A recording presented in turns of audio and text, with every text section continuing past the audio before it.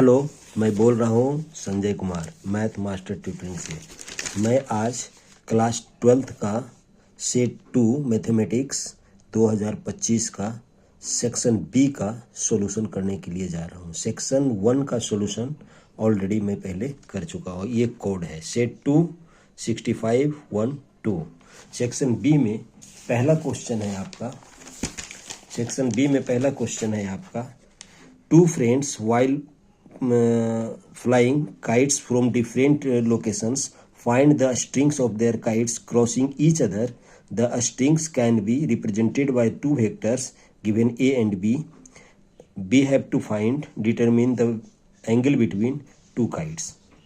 तो angle between यहाँ पर जब फाइंड आउट करना है तो इसमें a इक्वल टू दिया हुआ है 3i + j + 2k, तो इसका आप मॉडुलस निकाल लें। b इक्वल टू दिया हुआ है 2i - 2j + 4k, तो इसका मॉडुलस हो गया आपका 4 + 4 + 16, यानी 2 का स्क्वायर - 2 का स्क्वायर 4 का स्क्वायर 24 हो गया। A B no a dot B equal to होता है modulus of a modulus of b cos theta. Therefore cos theta is equal to a dot B divided by modulus of a modulus of b। और a का value a dot B का value हम लोग जानते हैं, a dot B equal to a1 a2 + b1 b2 + c1 c2। तो हम लोग क्या कर देंगे, 3 × 2 6 हुआ, 1 × -2 हुआ, और 2 × 4 8 हुआ। और इसका दोनों का हम लोग √14 और √24 मॉडुलस ऑफ ए और मॉडुलस बी का वैल्यू हम लोग रख देंगे। तब हम लोग का final answer theta is equal to होगा cos इनवर्स 12 डिवाइडेड बाय 4 √21। 4 से ये कैंसिल हो जाएगा, आपका हो जाएगा 3। Therefore theta is equal to माने angle between strings cos inverse 3/√21। दूसरा क्वेश्चन दिया हुआ है हम लोगों का, find a vector of magnitude 21 units in the direction of opposite to that of AB, where A and B are the points A 2 1 3 and B points दिया हुआ है 8 -1 0 रेस्पेक्टिवली। तो इसमें हम लोग को एक यूनिट वेक्टर फाइंड आउट करना है जिसका मैग्नीट्यूड 21 है। फर्स्ट ऑफ ऑल हम, लेकिन अपोजिट डायरेक्शन में है, लेकिन फर्स्ट ऑफ ऑल इसमें हम लोग निकालेंगे ए बी इक्वल टू होता है position vector of B minus position vector of A. Therefore 6i - 2j - 3k। कैसे हुआ 6i - 2j 3k? तो हम लोग क्या करेंगे, इसमें जो दिया हुआ है 8 - 2 6i होगा, -1 - 1 - 2j होगा, और 0 - 3 - 3k होगा। इस तरीके से फाइंड आउट करेंगे। उसके बाद इसमें अपोजिट डायरेक्शन की बात कर रहा है। Opposite direction of A B होता है -AB, देयरफॉर BA भी लिख सकते हैं इसको। इसका मतलब माइनस साइन से हम लोग AB वेक्टर को मल्टीप्लाई कर देंगे, तो हो जाएगा -6i + 2j + 3k। अब हम लोग इसका क्या कर लेंगे, मॉडुलस फाइंड आउट करेंगे। तो मॉडुलस फाइंड आउट करेंगे, BA का मॉडुलस होगा 36 + 4 + 9, यानी √49, डेट मीन्स 7 होगा इसका। अब हम लोग क्या करेंगे, इसका यूनिट वेक्टर फाइंड आउट कर लेंगे। BA कैप का मतलब यूनिट वेक्टर ऑफ BA, यानी BA divided by modulus of BA, तो हो जाएगा -6i + 2j + 3k divided by 7। तो हम लोग का रिक्वायर्ड वेक्टर क्या होगा, हम लोग का मैग्नीट्यूड क्या पूछ रहा है, वो 21 यूनिट्स होनी चाहिए। तो ये यूनिट वेक्टर को 21 से मल्टीप्लाई कर देंगे, तो 21/7 ब्रैकेट -6i + 2j + 3k। इसको कैलकुलेट आप करेंगे तो -18i होगा +6j + 9k। इस तरीके से हम लोगों का आंसर होगा। अब आते हैं क्वेश्चन नंबर 22 पर। क्वेश्चन नंबर 22 में कह रहा है हम लोग का, find the value of A for which fx is equal to x² - 2ax is an increasing function. ये इंक्रीजिंग फंक्शन है। तो इंक्रीजिंग फंक्शन के लिए क्या होता है, F dash X greater than 0 होता है। तो पहले एफ डैश एक्स निकालेंगे, यानी differentiation of F X with respect to X. तो क्या लिखेंगे हम लोग, 2x minus 2a, x square का 2x, 2ax, एक्स का 1 होता है, कॉन्स्टेंट टर्म b का 0 होता है। तो F dash X is equal to 0, X is equal to a। लेकिन इसकी हमको जरूरत नहीं, हम लोग को क्या है, for increasing function F dash X greater than 0, therefore x minus a greater than 0, therefore x greater then a हो जाएगा। गिवन x गिवन है हम लोग का x ग्रेटर देन 0, तब क्या हो जाएगा, x ग्रेटर देन 0 करेंगे हम लोग तो क्या हो जाएगा, a less than x, then a can be take any value less than x, therefore a less than and equal to 0 as x greater than and equal. अगर x ग्रेटर देन 0 होगा तो a का value a less than and equal to 0 होगा, और कुछ भी value नहीं होगा इसका। अब एक क्वेश्चन नंबर 23 देखते हैं। 23 में कह रहा है आपका, ये पैरामीट्रिक फंक्शंस का है, differentiate 2 to the power cos 2x cos square x with respect to cos square x। हम लोगों को first of all y is equal to 2 to the power cos square x हम लोग सपोज करेंगे, और t को सपोज करेंगे, cos स्क्वायर x को t सपोज करेंगे। हम लोगों को अब फाइंड आउट करना क्या रहेगा, we have to find D Y upon D T, यानी कह रहा है हम लोगों को differentiate 2 to the power cos square X with respect to cos square X. इसका मतलब D Y upon D T find out करना है।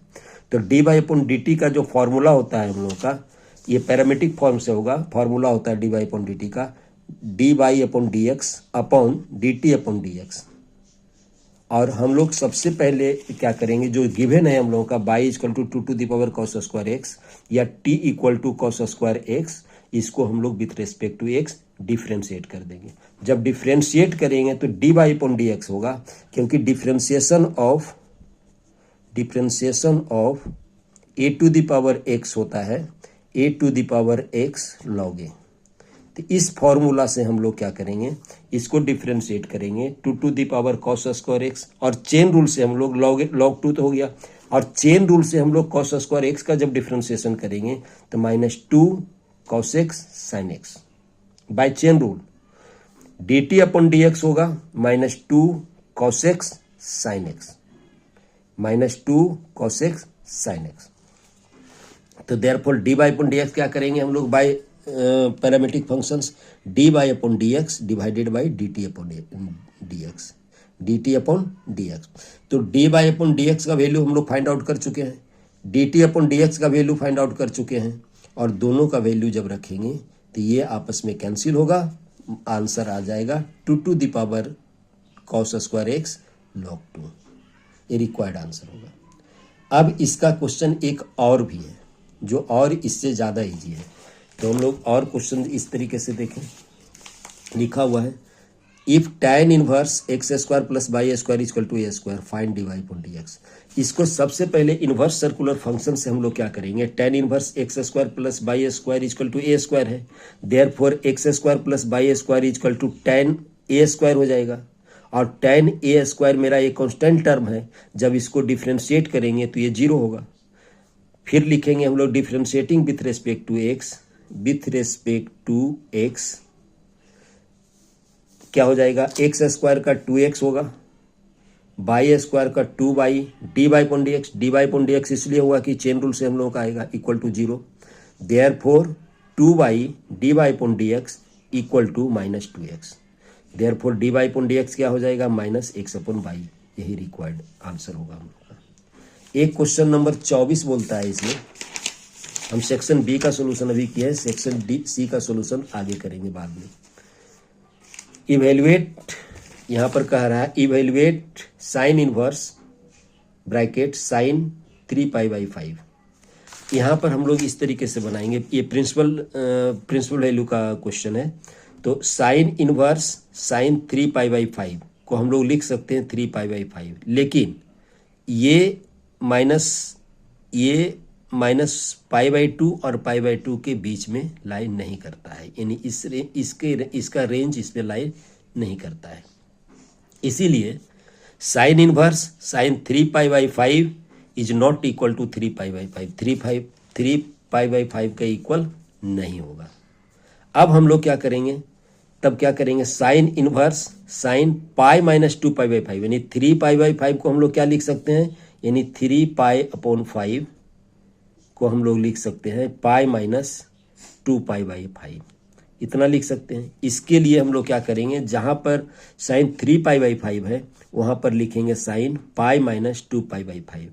देयरफॉर क्या हो जाएगा, sign inverse sign 2 pi by 5, और ये साइन इनवर्स इसका जो फॉर्मूला हुआ, फॉर्मूला का आधार पर 2 पाई बाई 5 होगा, और 2 पाई अपॉन 5 क्या होगा, माइनस पाई बाई 2 और पाई बाई 2 के बीच में बिलोंग्स करता है, इसीलिए इसका प्रिंसिपल वैल्यू हो जाएगा 2 पाई बाई। लास्ट क्वेश्चन में हम लोग का दिया हुआ है, the diagonal of a parallelogram are given by a equal to 2i minus j plus k and b equal to i plus 3j minus k. Find the area of the parallelogram. Area of parallelogram होता है हम लोग का, area of parallelogram होता है हम लोग का half into A cross B, यानी एरिया इक्वल टू होता है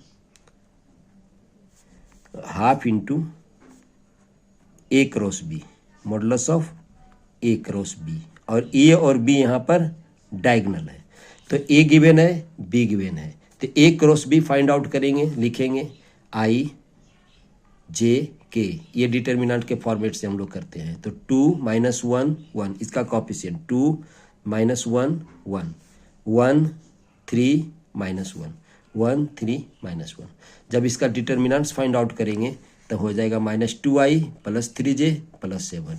माइनस 2 यहाँ पर देखिए आई लेंगे हम लोग, इसको हम लोग ढक लेते हैं, तो 1 इंटू 1 1 माइनस 3, माइनस जे होगा तो क्या होगा, ये कैंसिल, तो माइनस 2 और माइनस 1, तो माइनस माइनस प्लस हो जाएगा बाद में यहाँ पर 3।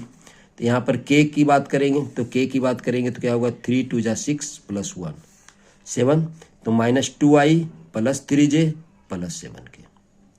ए क्रॉस बी हम लोग को फाइंड आउट हो, इसका मॉडुलस फाइंड आउट करेंगे, 2 2 जा 4 3 3 जा 9 और 7 7 जा 49, तो 4 प्लस 9 प्लस 49 कितना होगा, अगर ऐड करेंगे तो 9 और 4 13 और 49 यानी 62। तो एरिया ऑफ पैरेललोग्राम क्या हो गया, half a cross b, therefore half root under 61, यही रिक्वायर्ड एरिया हुआ। ये सेक्शन बी है, और सेक्शन सी का हम लोग क्वेश्चन बाद में करेंगे। Okay students, thank you.